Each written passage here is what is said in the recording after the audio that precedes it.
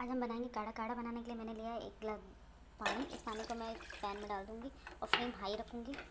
और इधर मैंने लिया है हाफ इंच अदरक का टुकड़ा जिसे मैंने क्रश कर लिया, pinch of salt, pinch of turmeric, लौंग, दालचीनी का टुकड़ा और जीरा, काली मिर्च और एक तेजपत्ता। इन सबको मैं पानी में डाल के उबाल आने दूँगी।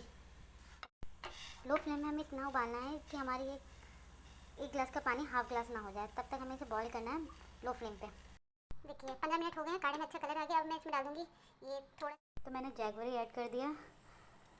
अब 5 मिनट और मैं कुक करूँगी। उसके बाद 5 मिनट हो गए, अब काढ़ा पक गया हमारा अच्छे से। अब हम इसे छान लेते हैं। तो काढ़ा हमने छान लिया, बन गया हमारा। अब हम ये हाफ लेमन लेंगे, उसमें स्क्वीज करेंगे। अगर जिन लोगों को लेमन नहीं पसंद है वो स्किप भी कर सकते हैं। So enjoy. वीडियो अच्छी लगी तो लाइक शेयर एंड सब्सक्राइब कीजिए।